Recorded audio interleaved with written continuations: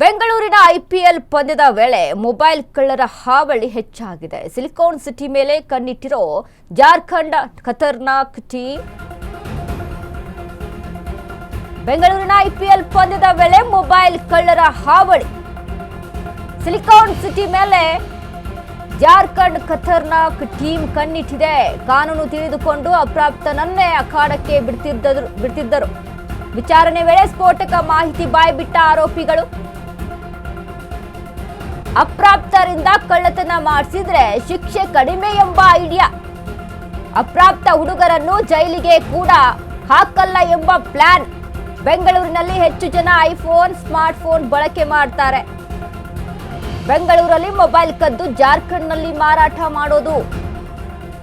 ಹೀಗಾಗಿ IPL tourney ವೇಳೆ mobile ಕಳ್ಳತನಕ್ಕೆ sketch ಹಾಕಿರ್ತಾರೆ ಅಂತೆ. ಕಳೆದ ವರ್ಷ ಐಪಿಎಲ್ ವೇಳೆ ತಮಿಳುನಾಡು ಕಾಕಿಗೂ ಸಿಕ್ಕಿ ಬಿದ್ದಿದ್ರು. ಈ ವರ್ಷ ಬೆಂಗಳೂರಿನ ಚಿನ್ನಸ್ವಾಮಿ ಕ್ರೀಡಾಂಗಣವೇ ಟಾರ್ಗೆಟ್ ಮಾಡಿಕೊಂಡಿದ್ದಾರೆ. ಬೆಂಗಳೂರಿಗೆ ಬಂದು ಲಾಡ್ಜ್ಗಳಲ್ಲಿ ಉಳಿದುಕೊಂಡಿದ್ದ ಗ್ಯಾಂಗ್ ಮ್ಯಾಚ್ ದಿನ ಪ್ರೇಕ್ಷಕರಂತೆ ಸ್ಟೇಡಿಯಂಗೆ ಬಂದು ಕಳ್ಳತನ. Chinnaswamy stadium, Cubbon park, metro station, MG road ಬಳಿಯೂ ಕೂಡ ಮೊಬೈಲ್ ಕಳ್ಳತನವಾಗಿತ್ತು. ಪ್ರಕರಣ ಸಂಬಂಧ ಅಪ್ರಾಪ್ತರ ಬಂಧಿಸಿರುವಂತಹ ಪೊಲೀಸರು ಕಾನೂನನ್ನ ಹೇಗೆಲ್ಲ ಬಳಕೆ ಮಾಡ್ಕೊಳ್ತಾರೆ ನೋಡಿ. ಅಪ್ರಾಪ್ತರನ್ನ ಅಖಾಡಕ್ಕೆ ಇಳಿಸಿದ್ರೆ ಶಿಕ್ಷೆ ಕಮ್ಮಿ ಆಗುತ್ತೆ,